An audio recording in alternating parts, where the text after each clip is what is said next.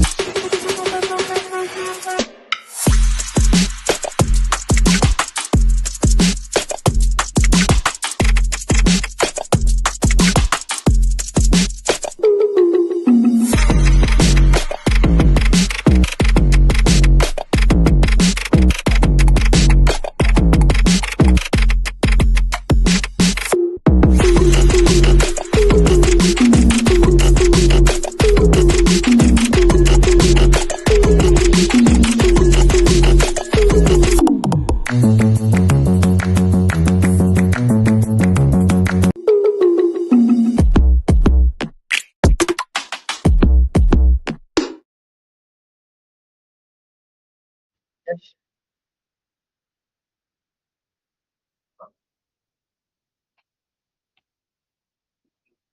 Okay. Welcome everyone. I hope you can hear me and see me clearly. And we're hosting this live stream over YouTube because it's the only platform that can reach so many people without any hiccups. So I'm Ashutosh Pandey. I'm the founder of Point Blank, and we're behind the team that conducts SIH every year in this college. So this is an orientation call. We will cover a few details today. Most of those details are FAQs, questions that many people ask that can be answered in one session. How to make a winning proposal, how to make it past the internal round, how these things proceed, how things go on behind the scenes, and other such information. So let me start. By introducing myself and giving you some credentials because you're here listening to me. So I think I owe you that. So my team in 2019 was the first team ever from Dayanand Sagar to win SIH. We won the hardware round in the open innovation category in 2019, and this was the first team to win SIH from this college. And after that, till 2019, there were no internal rounds. And ever since internal rounds came into existence, us, as in Point Blank, have been organizing the internal round.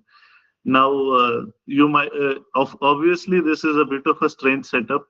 In other colleges, usually the entity that organizes the internal round is the college itself, or or some departments or something like that.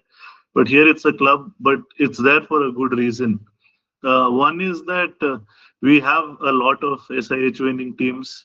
Over the years, we've been organizing this. We've gathered a lot of information about how this process works. And I think we have about 7 or 8 teams that have won SIH over the last 6 or so years. And secondly, it's the fact that we invest a lot into this process. Every year, most of the judging and mentoring happens through the seniors from PB who come in to judge and mentor the teams. They also take care of other things like figuring out which problem statements to pick, which is a much more important problem than you might think, and also helping with the things like the report and the other factors that go on behind the scenes. So over the last 3 years, from 2022 onwards, I have also been an evaluator for SIH, as in not in the just in the internal round of the college, but also the national finals that happens every year. So I've evaluated problem statements for that for the last 3 years, and I'll be doing that again this year. And last year, I also judged the grand finale at IIT Roorkee. So I have some experience on both sides of the table now, as a participant, as an organizer, and as a judge. So we think that we know what we're doing, and it's been corroborated by several sources also.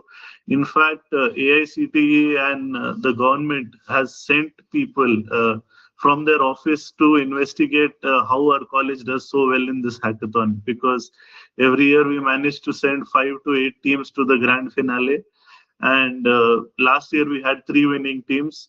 So most of the rules that you saw for the internal hackathon, seemingly arbitrary rules like allowing 3 teams per problem statement, or restricting the number of problem statements that you can apply to, they're not rules to make your life easy. They are rules meant so that we can have a maximum chance at winning the hackathon, even if they inconvenience you a bit.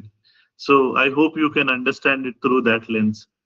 So that being said, let me explain the process and what all goes behind this. So every year we have a certain number of slots that we have to nominate teams for the national finale, and the slots are 45 plus 5, which means there are 45 teams that are selected outright for the national final nomination judging, and there are 5 teams that are waitlisted. Now, remember that us nominating you doesn't mean that you will get selected for the national final. There is another round of judging that happens when you upload your PPT and your demo video and other such artifacts to the SIH website. So usually we can expect maybe 20% or 10% of the teams to make it through. So even if you win the internal round, only maybe 5 teams out of the 50 will make it to the national finals to compete with other teams and take home the grand prize. So it's a very, very selective process. And I don't know if you already know this, but through our internal portal that we've built this year, we have received about 140 registrations in the limited number of teams that we could take. We've released only about 35 problem statements. So in these we have received 140 submissions, and there will probably be more as more problem statements come out.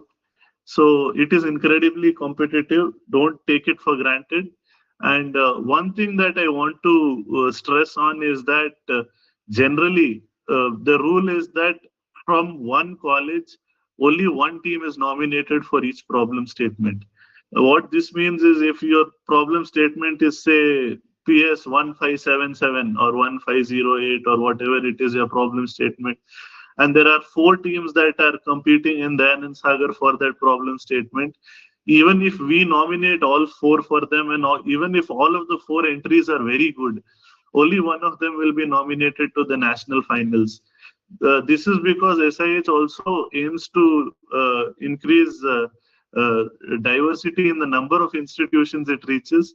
So that's why we also prefer only nominating a single team per problem statement. So currently there are around 4 to 5 teams competing for every problem statement. And if you want a slot in the finals, you have to beat the other 3, 4 teams. I hope that that is clear. So we are aiming to nominate maybe 35 to 40 teams in this go, unless we get more problem statements and we can accommodate more teams. But that is the plan for now. Now, there are a few other things. One question I've gotten a lot is how much is enough? Like people ask me questions like, I have made my PPT, I have made some Figma renders, is this enough? Or my hardware prototype is a rough prototype, it's a design or it's a render inside a CAD software, but I haven't been able to build it, is it enough? So this is actually not an easy question to answer, and it's also a meaningless question in terms of a few things, because there is a difference between what is a minimum requirement versus what you have to do to actually get selected in a competition. On paper, the rules for, say, qualifying something like JEE Main is 75%, and maybe to qualify to write JEE Advanced, you need to get like 95 or 100 marks out of 300. But that doesn't mean that if you just get 75%, you're going to get into a college, right? You still have to beat the competition. So yes, on paper, the requirements for SIH will be that yes, you have to upload a PPT, and it doesn't say a lot about the demo or about the other aspects. But that doesn't mean that if you just make a PPT, you stand any chance of getting selected or making it to the finals. That's how competition works. You have to be better than other people, right? So I hope that that is also clear, that how much should you do for SIH? It's as much as you can, how much ever you can build, how much ever you can feasibly build, how much ever you can reach close to completing the problem statement. And if you have completed the problem statement, then how far above and beyond you can go. What are the things that you can build, like, because there are some nonsense problem statements every year, like, building web portals and all that. We try to not shortlist such problem statements, but in case your problem statement is easy, then you have to know that just building that problem statement alone is not going to be enough. You will have to go above and beyond the requirements, right? So you have to beat the competition, and not only beat the competition here. After you get selected for the internal round, you have to beat 500 other teams to make it to the national finals, because each problem statement allows up to 500 submissions, and many of the problem statements do hit 500 submissions. So that's the level of competition that you are looking at. So again, so let me walk you through the process. What happens on 21st? And again, I have a big announcement also for you all. So 21st is the internal round, and originally we thought that we would organize it offline, but we have decided to make it completely online this year. This is not a decision that we took lightly. We enjoy our offline rounds as much as anything, but logistically, the number of teams that we could interview or review in a short span of time versus keeping you all locked up in a building for say 12 hours, 14 hours, while the judges work through the problem statements is very difficult, right? So it becomes very difficult for us to judge, and obviously all of the people who are evaluating you are working people. They're people with jobs, so their availability, some of them may not be in Bangalore, some of them may not be free at that time, but online they're a lot more available, so we can have more judges and do more evaluations in parallel. So that's one advantage of doing things online. And of course, we have less waiting for you to do. You can be at home and say 1 hour before your slot comes or half an hour before your slot comes, we can ping you that, yes, please join in the channel and have your evaluation. So it's going to be online, but now that it is online, your entire team has to attend the evaluation, unless there is some very, very extenuating circumstances, like a few people have NPTEL exams at the very same time. Other than that, try to get your entire team to be there. The reason for this is every single team, we have to take a screenshot and proof that you are being evaluated, and this data must be uploaded to the government so that they have proof that we have organized an internal round and that there were these many teams that competed. So please do attend the online round, not just the team leader alone, but the entire team. So 48 hours before, 48 to 72 hours before the online round happens, you have to upload your PPT and your GitHub repo and a demo link to the portal sih.dsce.in. Yes, you can continue working on your prototype. Even after that, you can continue working on it till the moment you are judged. So, but you have to submit one copy for us to review and revise through on the sih.dsce.in portal. This has to have a PPT that adheres to the guidelines. So if you see the SIH government website, sih.gov.in, it has a template that you can follow, and you need a demo video. If you're not able to have a demo ready, then you can still attend the evaluation, but your chances of making it through is going to be very, very bleak.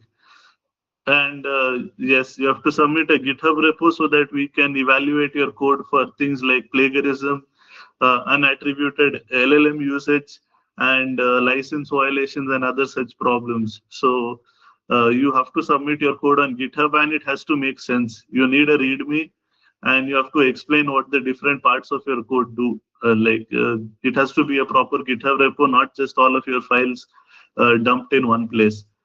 Ideally, you should have been developing your entire project on GitHub using GitHub itself. So there should be things like commits and version history. But if you don't have that, at least put everything on GitHub in a neat and organized way.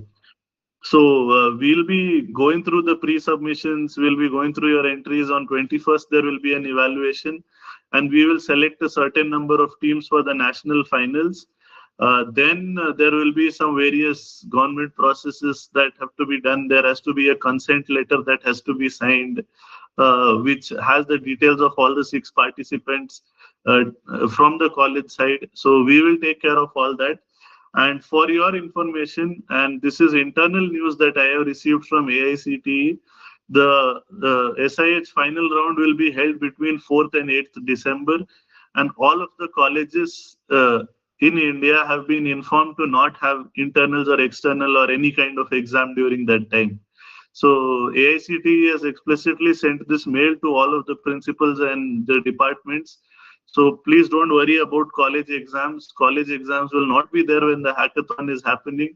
And even if they are there by some chance, the college will make arrangements for you to give it separately. You can take that from me and from all of the other past participants. The college takes this hackathon very seriously because it's represented by the government. So then after all of this paperwork is done, you have the consent letters and all that. Then we will register you on the portal. You will upload your PPT and your demo video link and any other additional supporting documents on the portal. And then we wait for the results of the evaluation to be done, and they will come out. So this is the process so far. If there are any questions that you have to ask at this point, please ask them either on the YouTube live stream in the comment section or on the SIH group. We have volunteers on both places who will gather the questions and direct them at me. So I hope you have understood everything until this point. If you have any doubts, please ask them. So before we continue on to the next section, which is how to organize your PPT. So any Bhaiya, questions? Yeah. Yeah. Yes, Ayush. Bhaiya, one guy is asking. What is he Bhaiya, asking? one I guy is can't. asking, would it stick Yeah. to the PPT format or free to add personalized animations? Okay. This is a good question because it allows Do me we to stick clear to up. the PPT format or Yeah. free to add personalized animations? Okay. Okay. Thank you. So this is a very good question because it allows me to clarify something. Your PPT is uploaded as a PDF on the SIH portal, and this is the government's rule that it's uploaded as a PDF, which, as you know what that means, there is no use of any animations or transitions. You have just plain slides. There are no animations, there are no transitions, there are no embedded videos, and there are no GIFs. They are just PDF slides. And yes, you are encouraged to play around with the template. It's a template. A template doesn't mean that you have to do fill in the blanks. You are allowed a certain amount of leeway. You can use your own color schemes. You can go a few slides above the slide limit. You can play around with designs, fonts, themes, and other such things. The main thing is that whatever the template is asking for, if it's saying that there has to be objectives, there has to be a problem statement, there has to be a references section, all of those sections should be there in your PPT. Other than that, you're free to reorganize with it. And as I'll tell you in the coming section, that is kind of important to stand out. So, okay. How, I think there is another question. I have the stream open on my phone. I think one question is, how will the evaluation be based on? Like, will it be based on relative comparison and based on score per project? Because score per project might make two projects get same scores. So yes, it's a relative evaluation. We will pick the best team for each problem statement. If there are very rare cases where two teams are very good and we feel that leaving one out might lower our chances of getting one team into the final, then we will pick two. Otherwise, just think that you need to beat the other teams in your problem statement category.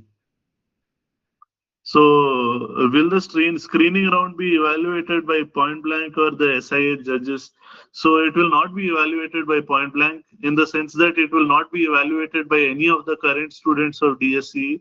So, no third years, fourth years, final years, nobody is going to evaluate it. The only people evaluating your PPTs will be former alumni of the college who have already graduated, either graduated this year or graduated 2 years or 3 years or 4 years in the past. So they are all people that don't know you, and there's no chance of any bias or anything, because all of us are people who graduated a few years ago, and it's our best interest to select teams that will win, whether we know them or not. So yes, point blank is helping us in organizing the competition, but it's not at all involved in judging the competition in any capacity.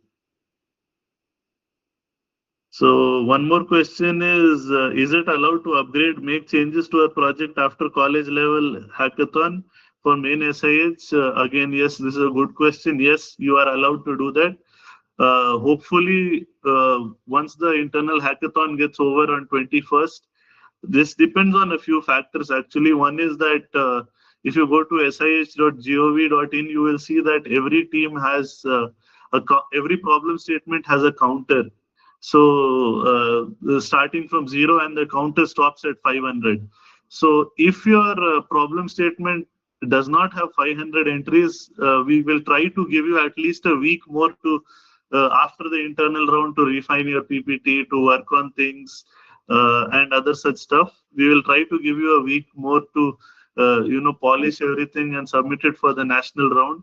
But if the problem statement starts filling up very fast, then there's a risk that you might not be able to upload a problem statement because it will hit the submission limit.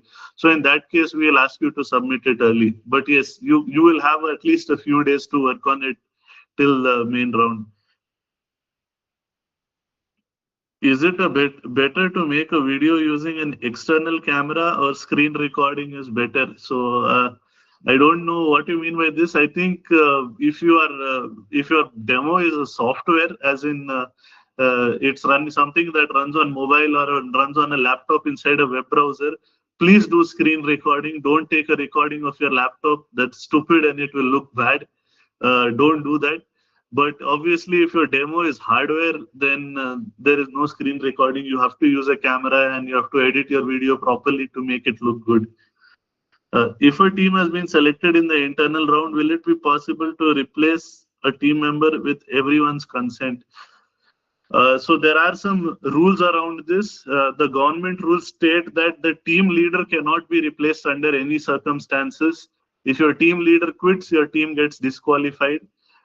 If your team has, say, 5 males and 1 female team member, then the female team member can only be replaced by 1 other female team member. You have to maintain the team composition that there should be at least 1 female team member at all times. Other than that, you are allowed to replace, I think, 2 to 3 team members with letters, but it is a very complicated process that involves getting a recertification from the college, getting some letter signed by the principal on why you are changing the team member and all that. So please don't plan to do that. Try to avoid it as far as possible. Whatever team you show up with in the internal round, we'll mostly consider that your team as final, unless somebody falls ill or something goes horribly wrong. Please don't try to change your team members. Basic layout of PPT should be same. I'll answer this in the upcoming sections. So in internal round, for 1 problem statement, you will select only 1 team. Yes. Even if all 3 teams made good solutions, we'll just pick the best team. That's it. On what parameters will the judges evaluate the project in online mode? Is it like a pitch? Yes, it is exactly like a pitch. So you have to think of what you are building as a product. So a hackathon is basically a product pitch competition, and uh, I think the remaining questions are all based on the hackathon itself. So I'll stop reading questions for a while and I'll answer these questions later once I explain, what are the things you can do to stand a chance to win. So first thing is that remember that the template is a guideline. It's not an absolute thing. So at least the first slide, yes, it's a strict rules are there on how the first slide should be organized. It should have your team name, the problem statement code, and some other details, and the SIH logo. And then there is sections on objectives and all that, but deviate from the problem state from the theme a little, because the thing is, as an evaluator, I can tell you when I get about 200 to 300 problem statements to evaluate each year, and I have about 1 week to evaluate 200 to 300 problem statements. So I don't have a lot of time to go through every submission. And the problem is when all of the problem state PPTs look the same, your brain tends to tune out the differences, right?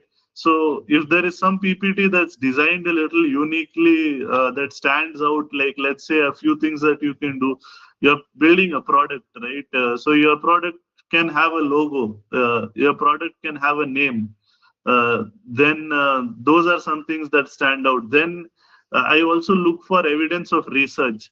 So this is especially true for machine learning based problem statements, because see, anyone can write that I will use XGBoost and I will use decision trees and I will use LLMs or I will use GANs or whatever. Anyone can write that. But what is the proof that you actually did that, right?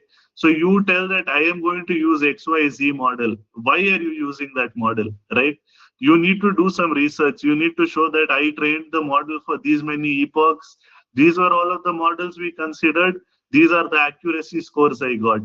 So you have to make a proper test train split for your data, do some numerical analysis, and show that the approach you are taking is mathematically the best approach to take. For other kinds of problem statements, let's say you have some problem statements related to Ministry of Law. I'll give you an example from one of the previous year's teams. So it's one of the only teams from DSE history to win twice in SIH.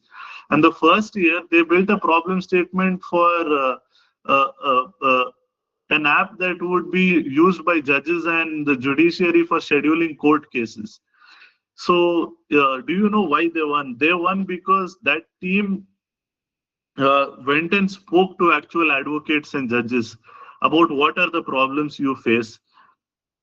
So as an engineer, you might think that farmers solving problems in a certain way, or if for an industrialist I have to solve a problem in this way, or for ISRO or DRDO I have to solve the problem in this way. But the thing is, the actual problem might be something else. So in the cases of this legal app, most of the teams thought that they have to just build an app that scans the database of cases and returns the most closely related court cases. The actual problem was something else. The actual problem was that mostly the people that have a court case against them, as in the defendants and the people making the plea, they fail to show up on court on time because there's no reminder system, there's no notification system. Then there are many similar cases that have happened in the past, and there's no way to comb through them. So they actually spoke to lawyers and all, and then they realized that there's also a language problem. That say Karnataka court has a lot of documents in Kannada that not everyone knows. So there should be a way to translate those documents. So the actual problem might be something different from what you are trying to build. So do some market research, either online through Google Scholar or other sites. You can find research papers, you can find approaches that validate your thing, that this is the real problem in this area.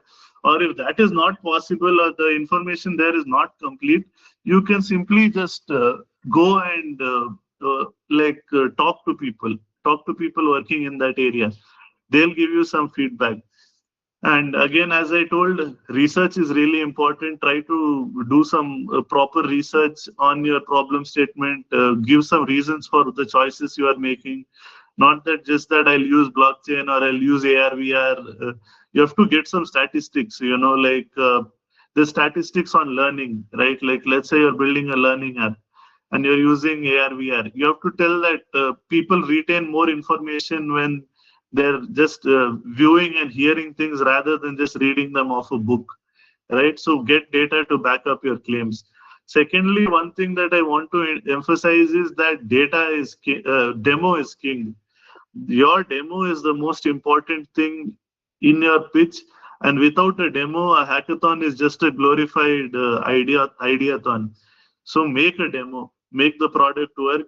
With the existence of LLMs and AI tools, there's no reason you cannot build a fully functioning demo in the amount of time that is given.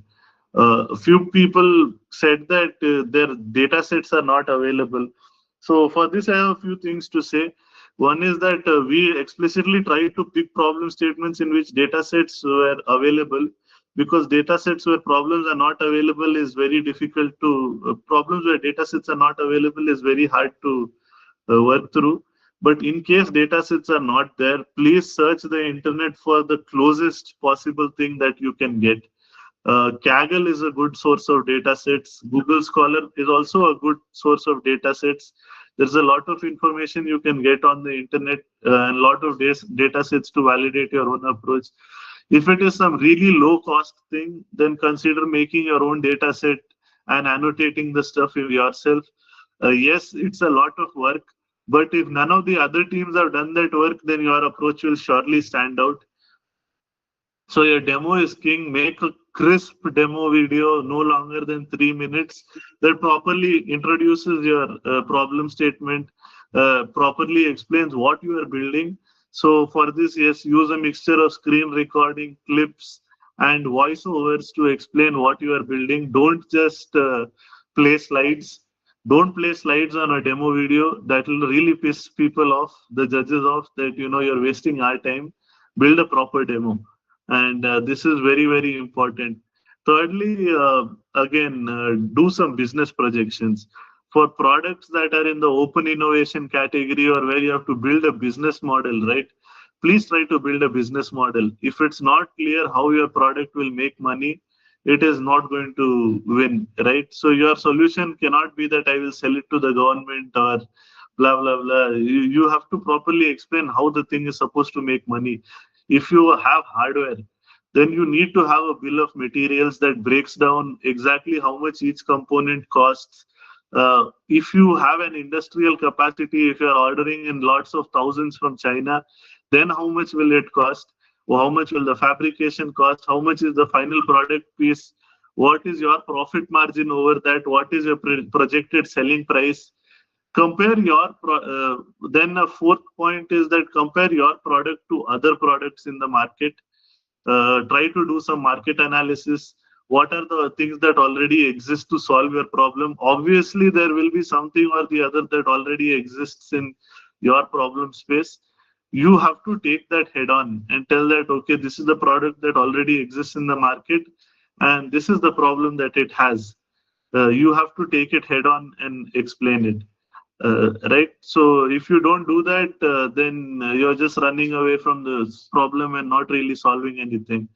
And lastly, try to make it professional, take it full seriously, explain everything properly, and once again, make it like a product, make it have a logo, make it have uh, a name, do some market research, show how your product is better than the others.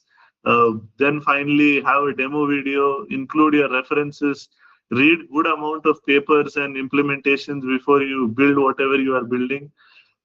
Be ready to answer questions. In your team, yes, everyone will not work equally, but everyone should know how the thing works, at least. So when the judges ask you questions, anyone should be able to answer, right? So these are some of the general pointers on making a good PPT and making a good submission. So now I'll again take some questions. So let me see here. We didn't find any proper source of data set, so we generated synthetic data for training. Also, in the PS description, they have mentioned that we can use synthetic data. That sounds good to me. There's no problem. What if two hardware demo perform same action and work exactly the same way? Leave that problem to the judges. We'll figure out how to differentiate you two. We didn't find any proper. Okay, same thing again. Due to the nature of MLPS, there might not be enough time to start things from scratch. So, how much of work should be done by scratch and how much can be scrapped? I guess you mean how much can be built on top of other problem statements. What it is a hackathon. You are allowed to build on top of existing problem statements or existing solutions. So if you find a GitHub repo that does like 70% of what your project is doing, yes, you can take that and build on top of it. But there is this thing called licensing and attribution, which means that in your code, exactly you have to attribute which bits are taken from the open source community and which bits are written by you. If you don't do this, and if you do not disclose where you got your code from or how much of it is LLM generated, then we will disqualify you on the spot. So attribute your code properly, explain where you got it from. Otherwise, it is plagiarism, and that is strictly not allowed. What percentage of hardware completion should be presented? I already answered this question. Build as much as you can. If it doesn't matter if your hardware project is 80% complete, if your opponent's project is 100% complete, right? They're going to get selected over you. So do as much as you can. So again, I explained about AI and plagiarism. Yes, you can take pre-existing codes, but you have to do proper attribution. Inside code, you can put comment tags that, this is like PS begin, PS end or something. You can put problem statements, you can put tags in your code to indicate what parts of the code you have written. Then one question is, our project involves farmers, plantations, and labs. Since we can't simulate those in demo, can we use mock data dummy IoT simulations instead? Will this be valid for evaluation? Yes, it will be valid for evaluation, but I guess you'll have to think, what if somebody else comes up with something better? Yes, you're allowed to create dummy data if there is no data set available. Should the entire team members present or one representing the whole team is enough? I think I told this in the beginning, your entire team needs to be present. It's an online hackathon. There's no reason that anyone can miss anything. In the demo video, do the team members need to speak to camera or only animations and voiceovers? I don't know, man. What kind of a question is that? You do it however you like. It's your demo video, right? Just don't put a computer generated voice, please. That's very annoying. Use your own voice. How much time should the demo video be and how optimal it is to explain? Yes, I would recommend 3 minutes, 3 to 4 minutes at most. Anything longer than that is a short movie and we don't have time to watch that. So, yes, aim for 3 to 4 minutes. So that's those are some of the queries. Let me see if there are any other questions on the group. I think slow mode is on. We can let them ask questions. Because I don't have a lot left to say, other than the fact that the internal round is on 21st and it is online. And by 18th, I want your PPTs, demos, and repositories. And the other stuff that I discussed about making a proper PPT, I hope somebody here has taken notes on everything that was discussed in this meeting. Any other questions?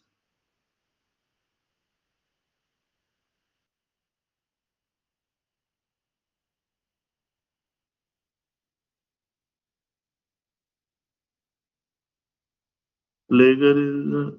What will be on 18th? Okay, I've explained this already, but once for the sake of repetition, on 18th September, you have to upload your PPT, a link to your GitHub repo, and a link to your demo on the sih.dsc.in portal so that we can categorize the number of submissions, figure out who will judge which problem statement, and other such things.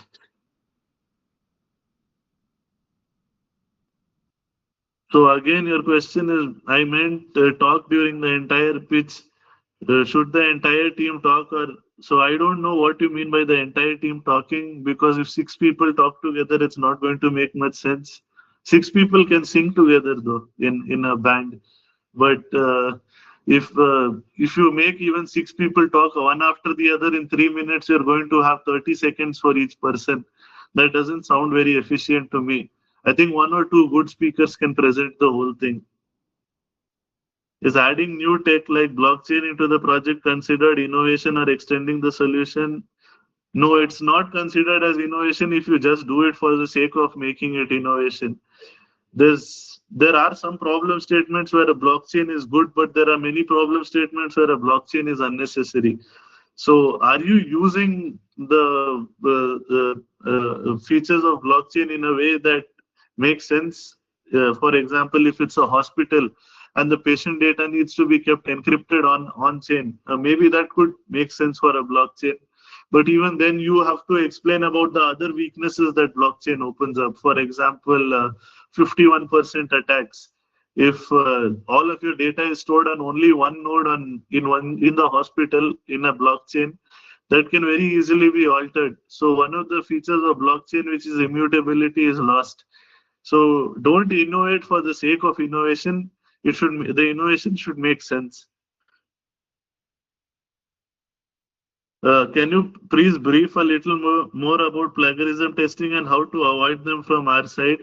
So all I can say is we have read and seen thousands of PPTs and gone through many millions of lines of code. If you try to cheat, we will know. There's no way to bullshit through the judges.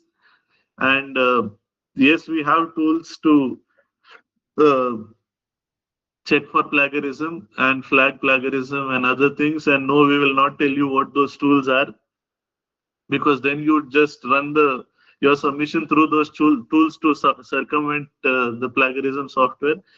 But yes, learn what attribution is. If you learn what attribution is, how you can tag your code, what is considered as an inspiration versus copying code, how to attribute properly, how to respect licenses, then you will not be in trouble.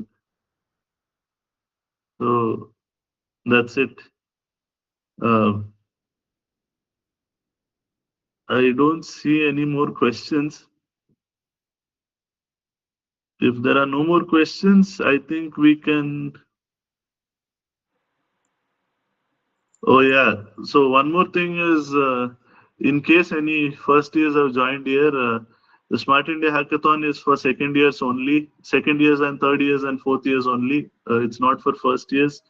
You guys have just joined the college and you guys don't have USN numbers, and which makes it impossible for us to register you for the hackathon. So sorry, watch the process this year and you can participate next year. Since we are using AI tools to get some code during building our project from AI tools, will that also be considered plagiarism? Yes, if you don't tell that what part of the code you generated using AI. You have to explain which part of the code you have written by hand and which part is generated by AI. If you don't tell that, then that is plagiarism. Using any kind of LLM like ChatGPT, Bolt, Cursor, whatever it is, it's allowed. But yes, you have to attribute it clearly. In the video, should we directly dive into the demo or should we brief about the problem first? Okay, finally, this is a good question. The evaluation that is done, right, it's done problem statement wise. So your judge will already know a little bit about the problem statement. So other than showing the problem statement title, please don't spend half of your time explaining the problem statement. Go directly into your implementation. That's completely fine.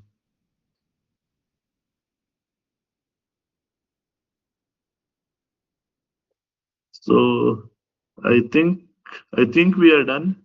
Uh, feel free to ask any other questions on the SIH 2025 WhatsApp group that we have created. Please read all the guidelines on the website. Please keep checking sih.dsca.in regularly for new problem statements, because there's one more thing that I'll tell you in the end, that Each team is allowed to make two submissions for SIH, but we will not evaluate your second submission until you qualify for the hackathon in the first one. So the 35 or 40 teams that win the internal round, we'll allow them to make a second submission under another problem statement that hopefully they can choose. So that will increase your chances of selection. Uh, that's pretty much it. I hope you found the session useful. If everything is made using ChatGPT, less handwritten, will it be rejected?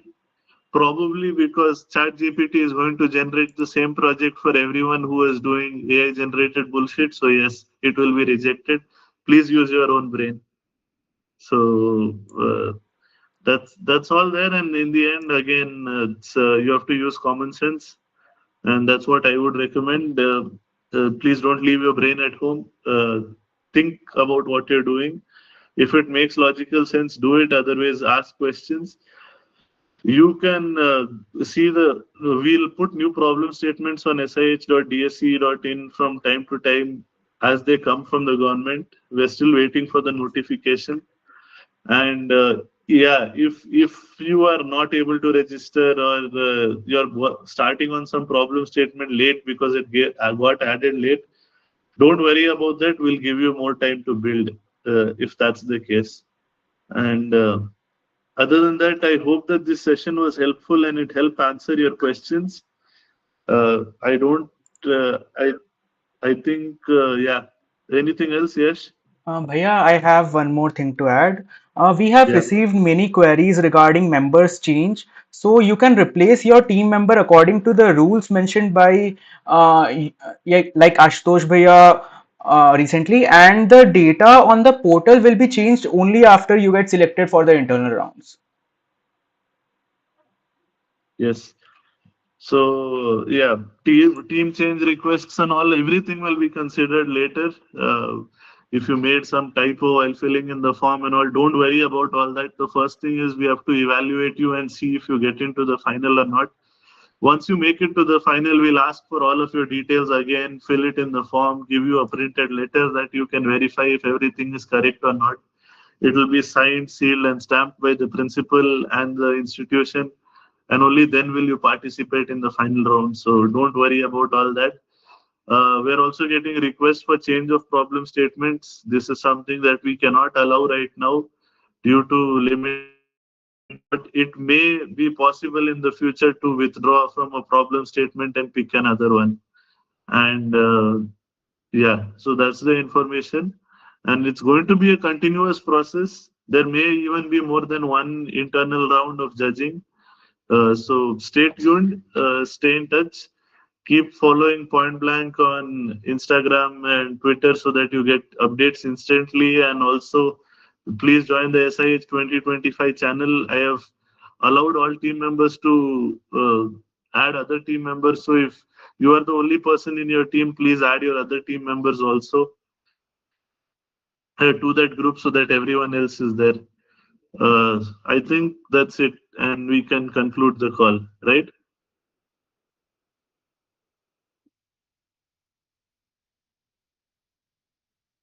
Yeah, any further queries, we can take it on the SIH group. So, yeah, yeah. Okay, cool.